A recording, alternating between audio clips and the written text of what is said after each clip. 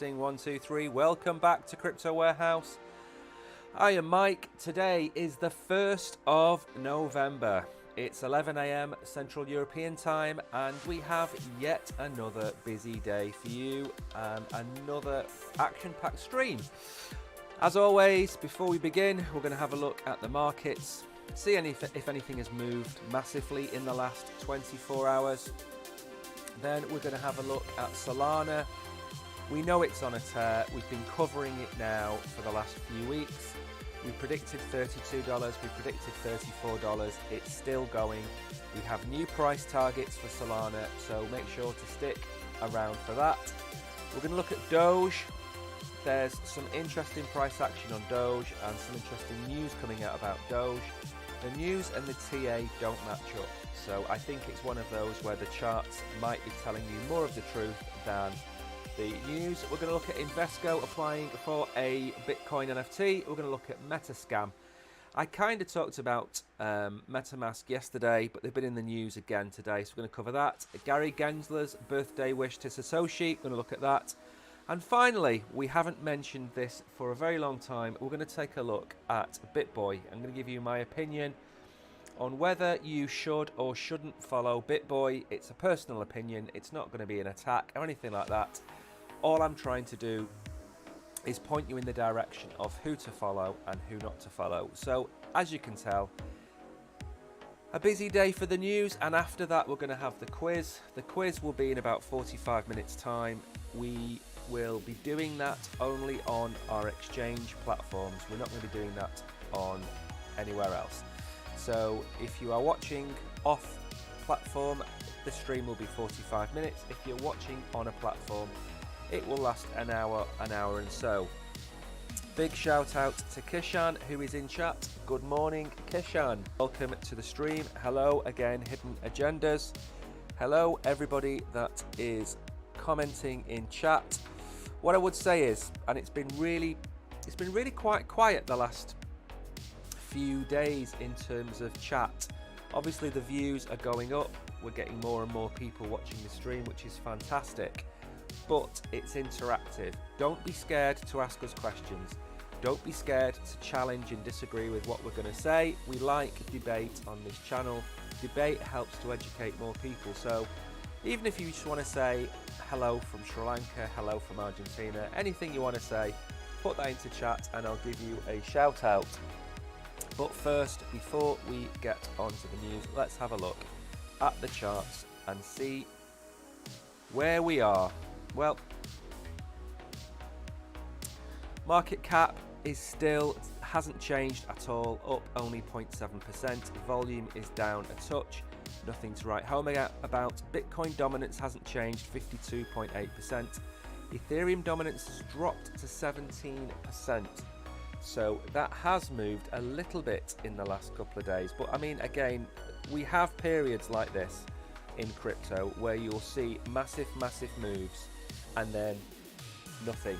And I'm still bullish that $40,000 is on the cards, and I'll go through the news and explain as I'm going along why $40,000 is the next logical step for crypto. I was reading this morning, there's quite a technical guy that I follow on Twitter, and today on his stream he was talking about his bullish target for Bitcoin in November is $50,000. The reason being is that if you go back historically, which I tell you to do quite a lot, and you look at the patterns and if you look at the cycles, we should be seeing a 20 to 25% pump in the price of Bitcoin over the next 3 or 4 weeks. That would put Bitcoin at around 46,000, I think he was saying, or maybe 50,000, maybe it's 28% actually. Here or hereabouts, his target is 50,000, my target is 40,000. We are only really 15% away or so from what I think we can do this month. He is a TA expert, he is far more knowledgeable than me, and I would put more kudos in what he has to say than what I have to say. But all that being said, both of us are in agreement that we should see a sizable move upwards with Bitcoin. Now, I believe today is the FOMC meeting. That is where Chairman Powell sits and they decide on rate hikes, whether they're going to put them up by 0.25%, whether they're going to freeze, whether they're going to announce where they're going to be going in the next few months. All of that can affect the market, and on days like this, so today and tomorrow, my advice normally is don't trade days like this, because it's gambling.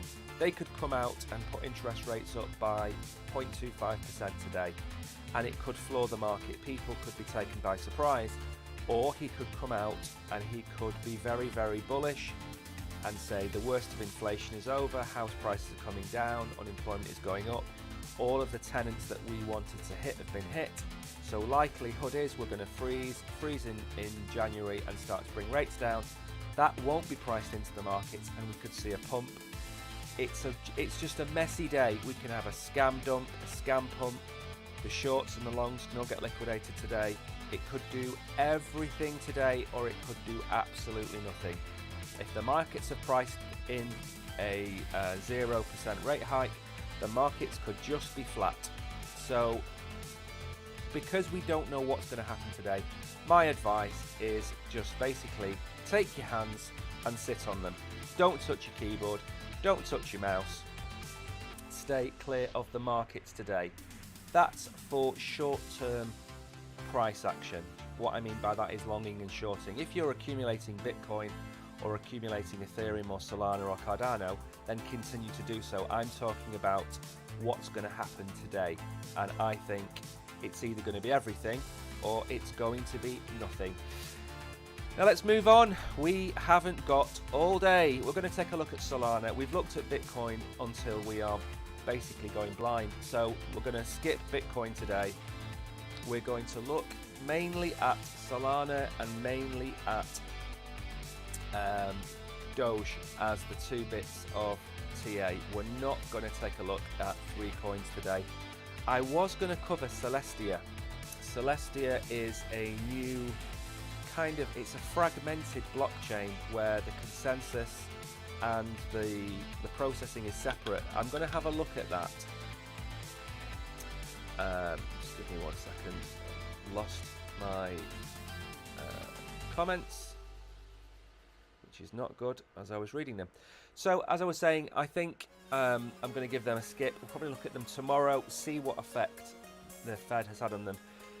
Now Solana has been in the news for all the right reasons, and what I mean by that is that we have the news about Google. I think it's $2 billion they've invested into AI, they've invested into Solana. Solana is also being built into Google's, sorry, give me 1 second, my phone keeps making, there we go. Solana's been built into Amazon's, or Google's, sorry, big data. So there's lots of news coming out of Solana. It's all massively positive. And I'm going to show you something very interesting in the charts, which I think I've seen mentioned once or twice, but it's only just happened. So I'm going to point something out in the charts. And I think what we've had is we've had so much bad news on Solana that people have lost sight of what the blockchain can actually do. Full disclosure, I hold Solana, but I don't hold Doge. I have one solitary Doge. No idea why I have it, but I do hold Solana. I am very bullish on it. So Solana Labs GameShift is a toolkit designed to help developers integrate Solana into video games and is now available in beta. The menu to where we are. Remember, wherever you are watching at this moment in time, we've dropped boxes. So if you are on any of the exchanges that we're currently streaming on, you should see boxes. I'm going to drop another one in a minute on one of the streams. On the other one, you should already have boxes to claim. We give away crypto on this channel. It comes out of our pocket. So any tips that you pay us would be appreciated, but absolutely not required. So Solana Labs announced the beta launch of GameShift on Tuesday, a new platform aimed at making it easier for game developers to build. First revealed in July, GameShift provides a unified API that handles the blockchain complexity behind the scenes. Integrating GameShift's API to handle blockchain complexity under the hood allows developers to dedicate more resources directly to game development, said Davis Hart. Even more importantly, developers can provide a Web 2 friendly experience to gamers, easing the common Web 3 frictions that can deter user acquisition and engagement. So that is the interface, very, very pretty, very, very clean. GameShift aims to boost adoption of blockchain-based experiences by removing the hurdles. It's just repeating the same thing over and over again. The platform is powered by Solana Labs with support from ecosystem partners Crossmint, CoinFlow, and MetaKeep. GameShift's beta launch coincided with Breakpoint 2023, Solana's annual developer conference held in Amsterdam. Now, I did watch some of the videos on Twitter from the game launch. There was Michael Wagner there of Star Atlas. There was a huge Star Atlas contingent there, which was great to see. I think even Ran was there as well. So there's a lot of people there. There was a lot of buzz there. And I'm going to bring up the chart now because I think you need to basically see this. Good morning, Pars10. Welcome to the stream. Nice of you to join us.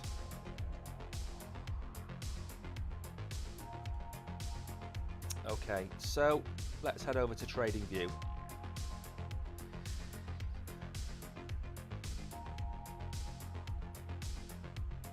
Here we go. So as you can see, we've had a huge run up on Solana. Basically since, well, when I drew this line, probably started to draw the line around here, which was September time. So what's this line? What I try to look for, I'm not a TA expert. I never will claim to be a TA expert. But what I like to do is find patterns in charts. And there are some very basic ones that you can look for. And one of those ones I like to see is higher lows. And higher lows are where the price comes down, but bounces higher each time. If you look at Bitcoin, Bitcoin has been doing that for a while. XRP, which I covered yesterday on the stream, exactly the same, higher lows. Now, the one thing I want to point out is I've drawn two arrows onto this chart. Now, I'm not going to expect anybody to know what this is, but I'll give you a clue. This was November 2022, and the price of Solana was at $38.50. $38.50 was the price of Solana when FTX crashed. FTX crashed, it absolutely crushed. It crushed Solana. The price dropped. What's that? That's a 66% drop in the space of 2 days and absolutely murdered Solana. Now, that was November last year. We are now in November 2023. It has taken us exactly 1 year for the price of Solana to recover from the FTX crash. Now, that is more significant than I think a lot of people realize, because everybody is looking at the price of Solana being at $15, $20, $25, $20. People are looking at this price as if this is the price of Solana and this is what it should be. But let's just do this for a second and just remind ourselves where Solana was. Solana got to $250. Now, for argument's sake, and there is an argument out there to be had, that Sam Bankman-Fried and his criminal friends pumped the price of Solana and pumped the price of several other coins, including ICP, Internet Computer Protocol. There is an argument to say that. However, they didn't pump the price from $5 to $250 on their own. There is merit behind the project. So what's happened, in my opinion, very simply, is Solana has been attached to Sam Bankman-Fried for so long that people have lost sight of the quality of the project, the speed of the blockchain. It's gone down 4 times now in the last 2 years, which is quite high compared to Ethereum and Bitcoin, Cardano. I get all of that. It's fast, it's cheap, the UIs are sensational, it's easy to build on, it has APIs galore, it has step finance, it has Orca, it has NFTs, it has Star Atlas, it has its own ecosystem of people who are massively bullish, it has people who've moved over from Ethereum to Solana. There's a lot been made about the drop off in developers moving from Solana to other chains. That happened here. That happened straight after the FTX collapse. Because if you're a developer and you're working on Solana and it's December and January 2022, 2023, and people say to you, oh, what are you working on at the minute? And you say, oh, I'm working on the Solana blockchain. The first reply will be, oh, isn't that the chain that Sam Bankman-Fried was using? Isn't that the one that he was pumping up? Isn't that a pump and dump scheme? So lots of people left just because of the reputation. But those that stayed, especially the NFT community, especially the Star Atlas community, they can see what Solana is capable of. And nothing is ever going to be an ETH killer, but Solana has more merit than people have given it credit for. So for me, this is massively significant. The second thing that's happened is we've had this huge range of Solana being stuck within its moving averages. We've broken down, we've broken up, we've broken down, and finally we've shot up. So where do I think we're going to get to on Solana? That's the question that people really care about. I think we should be looking towards potentially, if we break $40, I was looking at this the other day, there is a line in the sand here which we can cross, which was previous resistance, which is about $47. I think we should aim for $47 in Solana. Now, there could very well be a retracement down potentially to this level here, which is back at $32 before moving up. So this is a potential movement for Solana. It's very overbought. It is moving up, but there is a lot of new money coming into Solana, and that's going to push the price up outside of what traders are doing. So for me, I think if we break $40 today, I think we could have we could run up to $42 quite easily, and then the next target for me is $47, $48, and then we have the massive psychological barrier of $50 on the horizon. So I am very bullish on Solana in the short term. We might have a retracement down to $32, $33 first, get some liquidity, and then move up. But I think, like I said about XRP yesterday, I think XRP actually broke 60 cents, which I said it would do yesterday. We were close anyway. I think we were at 59 cents yesterday. So psychologically, we've broken a lot of barriers in the last 2 days. We've broken the Cardano 30 cent barrier. It's come down a bit, I know, but we broke it. We broke the XRP 60 cent barrier. We've absolutely crushed it on Solana. So to break $40 would be massively significant, and either way, I think we're still looking at a 3-figure Solana in the bull run. I think we're looking at $200 to $300 again. I wouldn't have said that 2 or 3 months ago. I would have said we're looking at maybe $90 to $100. Now I'm a little bit more bullish because AI, Google, Amazon, gaming, it's all coming to Solana. So from my point of view, very bullish on Solana. I think you need to keep an eye on it. If you don't hold Solana, my advice as always, do your own research. I've made a video, by the way, about do your own research. It's on my channel, go and find it.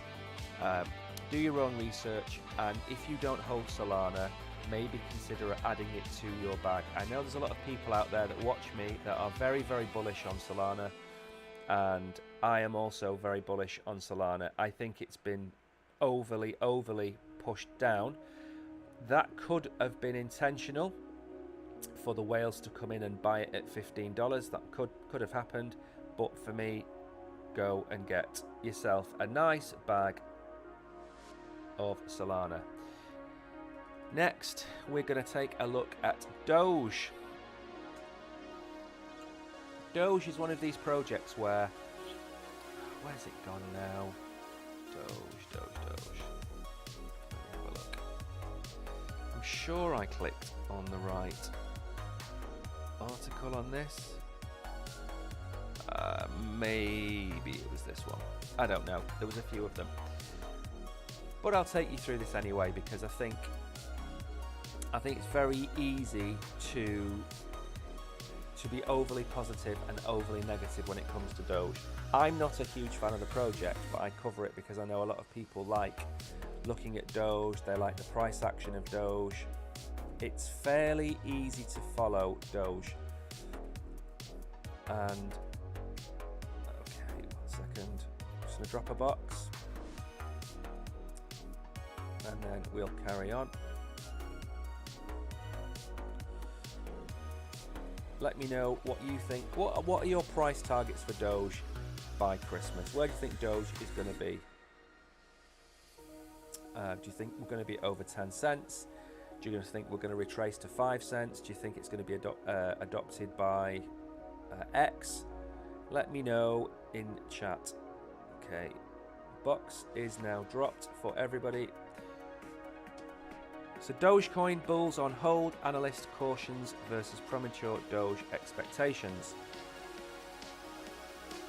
Doge enthusiasts may need to temper their optimism as a prominent cryptocurrency analyst warns of a looming deep pullback.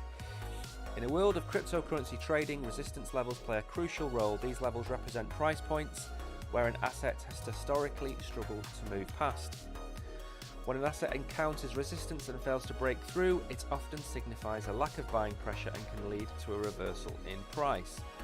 At the time of writing, Doge is 6.7 cents, with a 2.6% dip in the last 24 hours, although it's seen a modest 2% increase over the last 7 days. So it's wrecked capital again. According to Rec Capital, Dogecoin's price action in the past week indicates a possible drop to its support level at 5.3 cents. Well, that's the bottom end of my price target for Doge. Okay, so he's got his resistance. Now I'm going to have a little look at this in a second. This is the one thing I was going to look at. So close above the channel, great sign. Close below it, negative sign. It's based on the weekly close of Dogecoin's price chart. However, Rec notes there's still hope for Doge if it manages to hold its recent highs.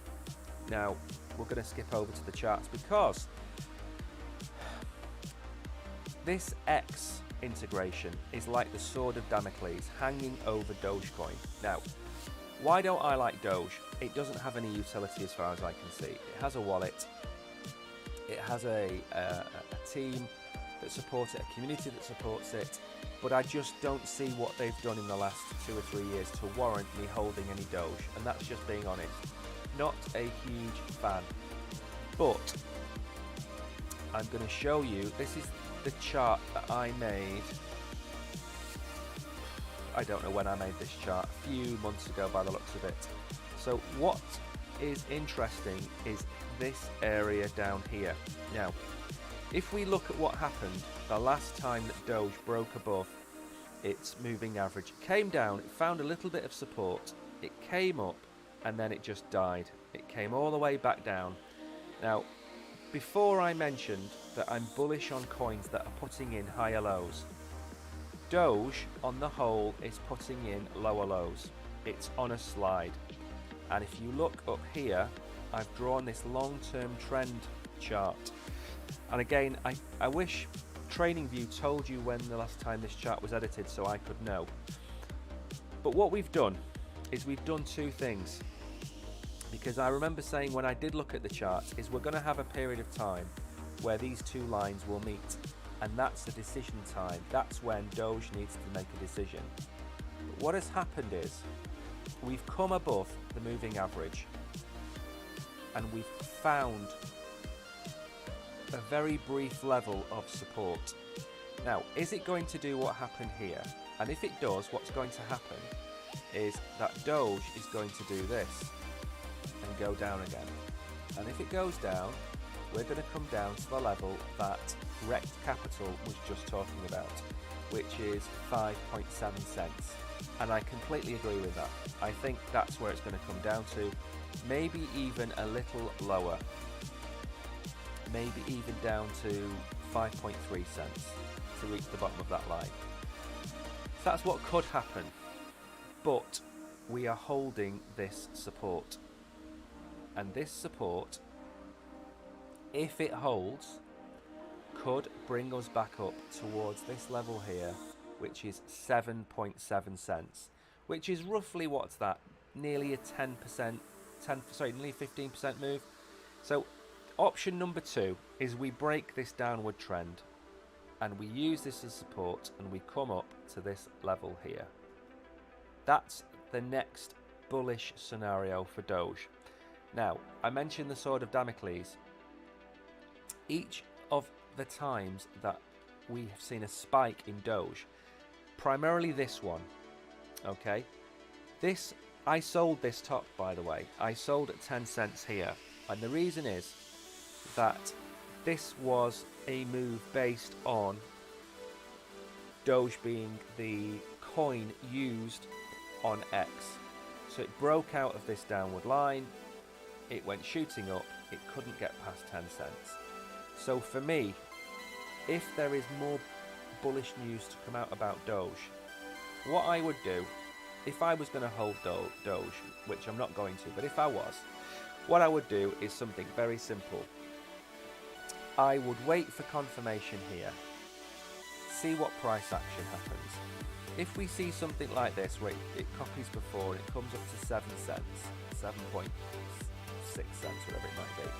If it does this and it starts to come down, we know it's going to come down to this area here.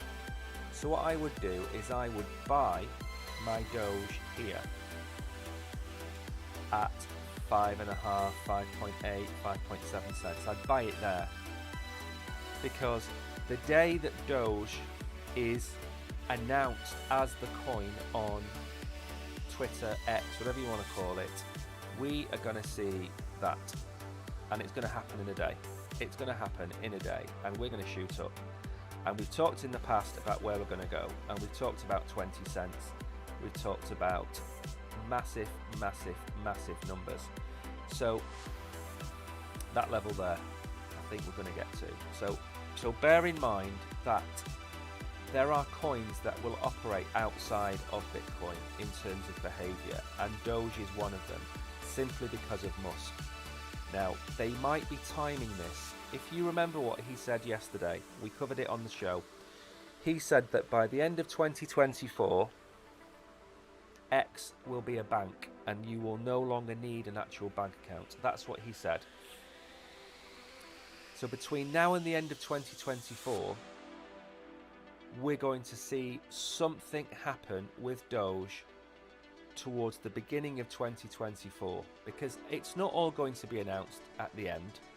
He's got several licenses in America for banking, which is fine. He'll probably get several more in the next few months. But this crypto wallet is the thing that I'm holding hope out for on Doge. And like I say, I don't hold it. I'm not a fan of how it works. Not a fan of the way that it's just printed. I just don't like it. For me, SHIB is the superior coin.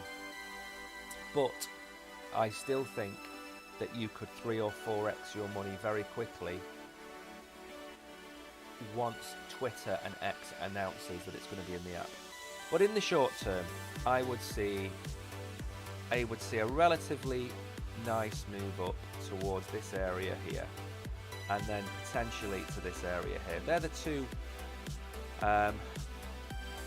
two next price targets for me. But again, if it breaks down and comes back down, this area here is your buying area, and for me, these two prices are your sell. Short term, Short term, buy at 5.5 cents, sell at 8.5 cents, 8 cents around that figure. Anyway, we are going to run out of time again. So we will crack on with the news. As I said today, we're not going to do too much TA. We're just going to do a little bit here or there. Then we're going to move on, cover the news, have a quiz, finish the show. And my phone is now dying. Okay, so Invesco Galaxy wants its ETF the same as BlackRock. Now, Invesco, for those of you that are not in stocks and bonds and whatever, they're a fairly big player. And down here, the ticker for Invesco ETF has appeared on the Depository Trust and Clearing Corporation's website, marking a step forward in the application process for the two asset managers. The ETF has been added to the list sometime in the last 6 days, with the Web Archiver Wayback Machine showing no listing under the ticker on October the 25th. A DTCC spokesman said it's standard practice for the DTCC to add securities to the NSCC security eligibility file in preparation for the launch of a new ETF to the market. Appearing on the list is not indicative of an outcome for any outstanding regulatory or other approval processes. Now, there is no smoke without fire, and this is why I'm bullish.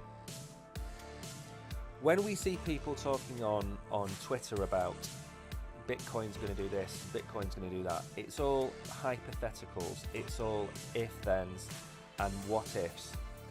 When you see official finance, official government bodies adding tickers for Bitcoin ETFs, it doesn't matter what he says, it's going to happen.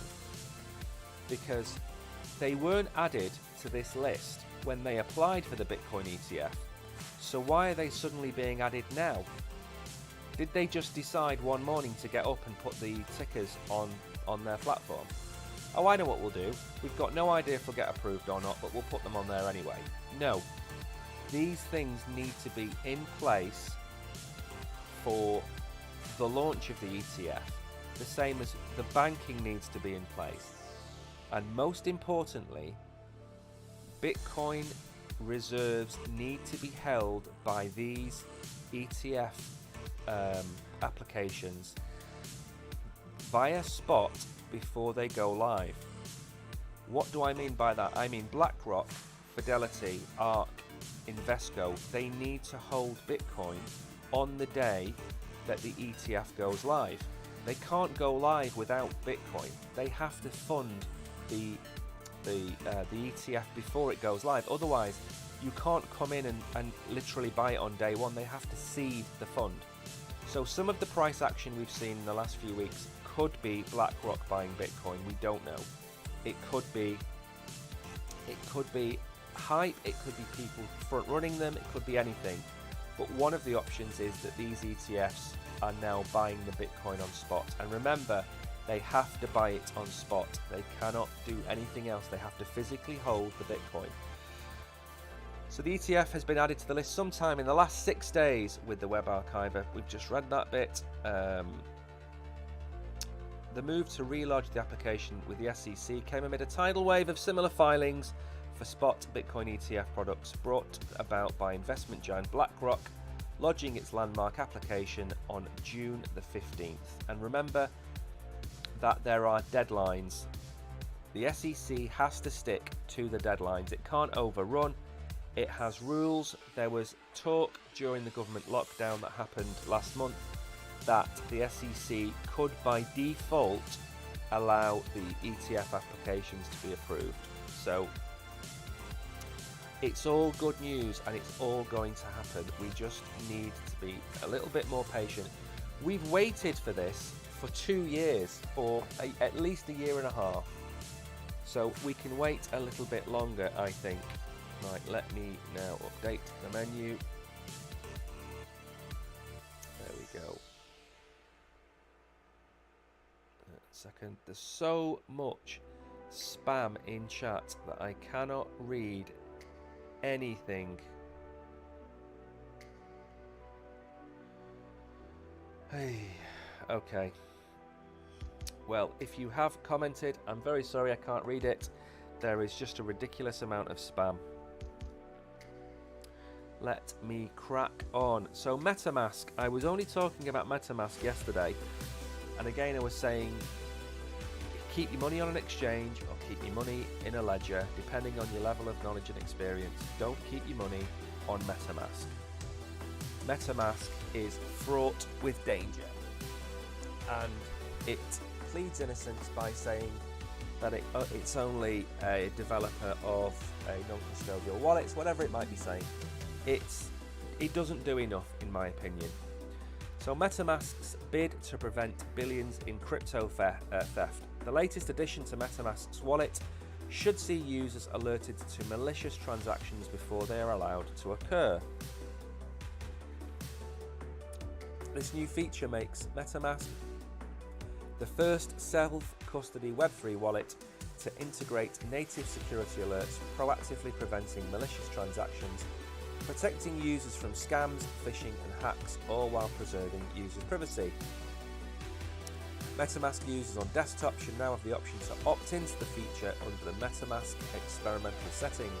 With mobile launch of the feature slated for sometime in November, the end goal is for the addition to be seamlessly integrated and enabled into the wallet by default.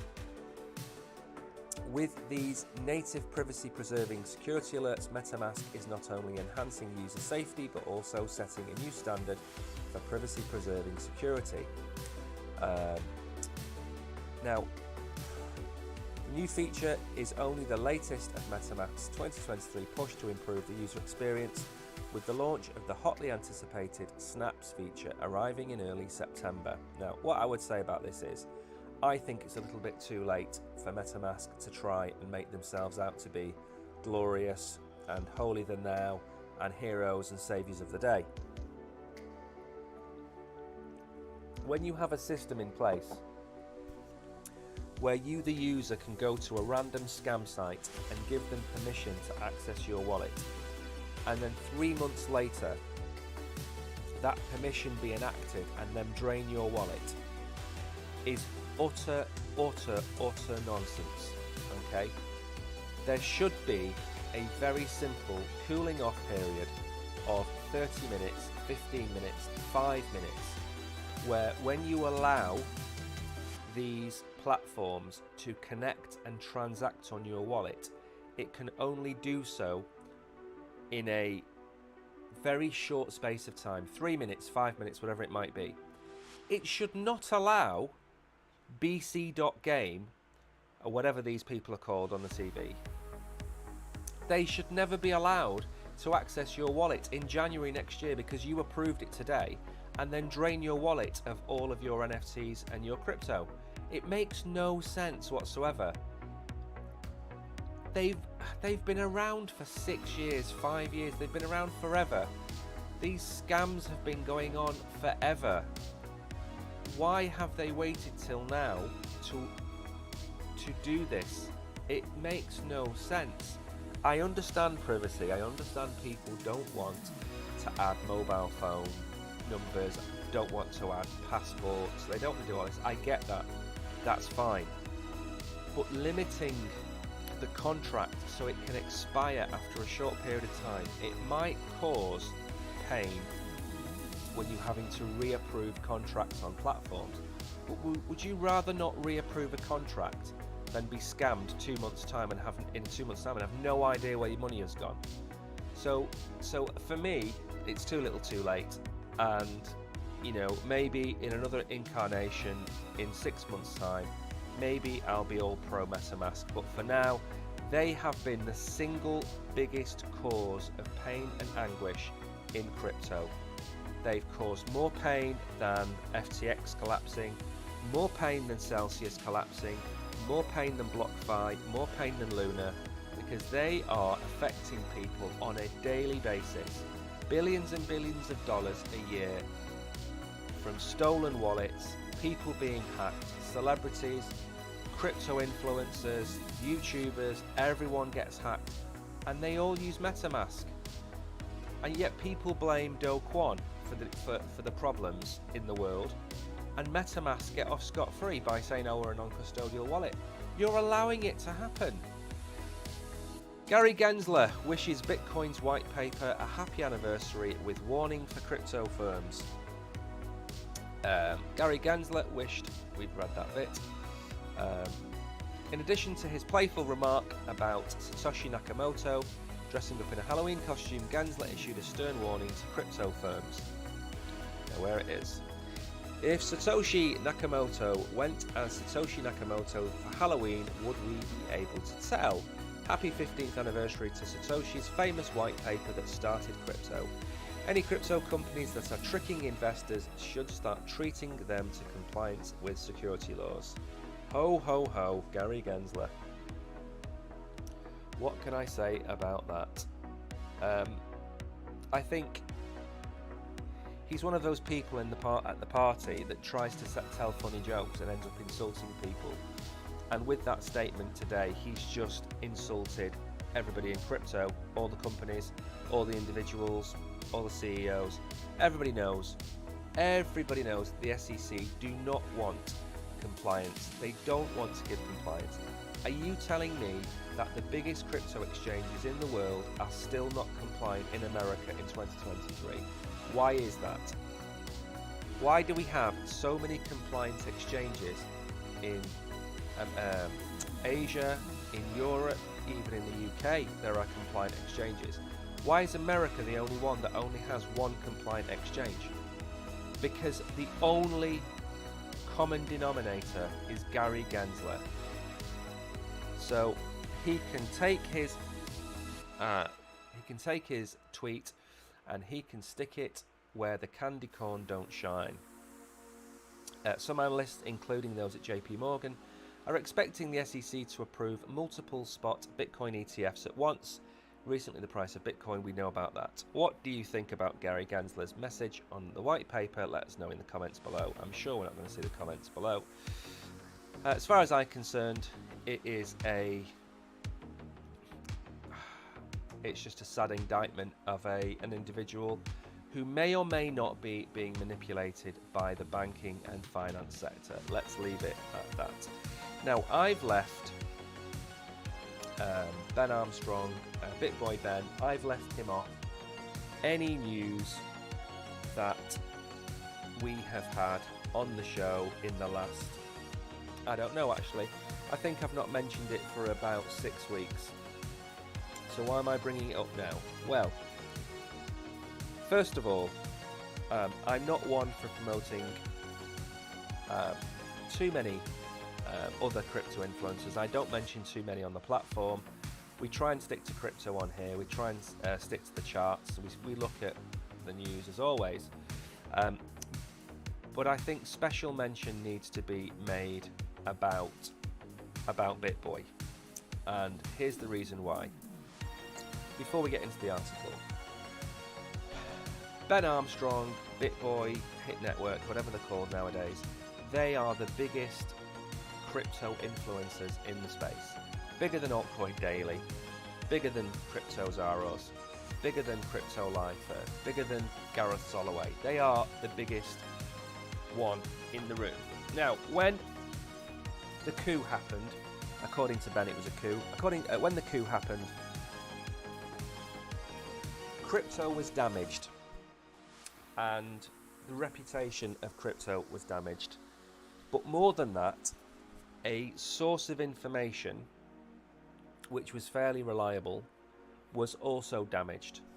And this is where it's very difficult for people to know who to watch and who to trust. So when Bitboy crypto exploded, which it imploded should I say, it left a huge vacuum in the market because he was being watched by 6,000 or 7,000 people. George gets about 2,000 people. Altcoin Daily doesn't live stream anymore. Gareth Soloway gets 1,000 or so, and Frankie Candles gets a few hundred. Crypto Lifer gets about 800 or 900. So they were the biggest ones. And when they blew up, they embarrassed crypto. And they embarrass crypto for all the reasons down here. The people who took over, allegedly, there was money laundering involved, there was extramarital relationships, legal fights, threats against people, names being named, and this was all carried out in real time on Twitter. Justin Williams was involved. It was just an absolute mess. Now, I'm not going to read everything out of here because it's not why I'm bringing it up.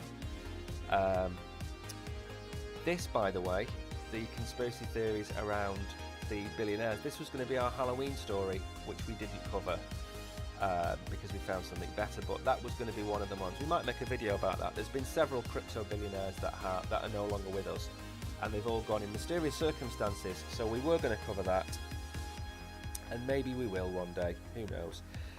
So why am I mentioning this at the end of the stream? Well, first of all, I think what you have to understand is that when you watch certain types of crypto on the internet, most of them are well established. Most of them are professional, i.e. they've been going for 5 or 6 or 7 or 8 years. They have professional outfits, they have professional studios, you know, people like Mr. Beast, KSI, they're all professional. Now when it comes to crypto, it really is new. We're talking 4 years, 5 years maximum for most channels. We're still finding people are still becoming successful because they're just in that industry rather than being good in that industry. So you're finding people who try and sell you things without your best interests at heart, and because it's crypto and because it's not regulated, they don't have any there's no comeback on them other than you saying, oh, you told me to buy this and you told me to buy that. In other industries, they are more regulated. You know, Instagram is regulated, Facebook, TikTok's all a lot more regulated. Crypto is like the Wild West. Gary Gensler is right on that. But, and this is the big but, there are people who have changed the narrative by what they say on a grand scale, and Bitboy Crypto was one of them. And Ben Armstrong has launched a new channel with 2 other people that were at Hit Network, and now they're separated, and now they've moved on to their own thing. And the community is split, and it's about 75% Ben, 25% Hit Network, and it needs to go away. It needs to stop bringing friction to crypto. People need to stop being called shillers and scammers and all of these kind of things. And we need a Bitboy to come back. Maybe not this version, maybe not another version. We need another 1 million, 1.5 million subscriber YouTuber to come back. But this time I want them to come back without all of the noise, without all of these affairs and conspiracy theories and cars being taken and whatever it might be. Now, if that's Ben Armstrong, it's Ben Armstrong. But the person who takes on that mantle, who's going to be the face of crypto, they have to be above board. We can't go into the next bull run with another one of these hit networks implosions because we look like amateurs. It looks ridiculous. So the reason I stuck this at the end was simply to say that if you want to go and check out Ben Armstrong, I'm not being sponsored to say that, go and check him out. He's separated now from Bitboy, he's under Ben Armstrong. He's like a little bit like Bovril or Marmite, you either love him or you hate him. But my advice is simple, always watch multiple people and make your opinion based on your research and based on what they have to say. Take it with a pinch of salt, don't believe it's not gospel. And with all that, we're only a few minutes over. What we're going to do now is we are going to say goodbye to one of our streams. So thank you all for coming. We will see you all tomorrow at 11 o'clock. Remember to subscribe to Crypto Warehouse. If you can, give us a follow, give us a like, do all of those other things. And for the rest of you who are staying, we're going to move on to the quiz. So I'm just going to stop that part of the stream now.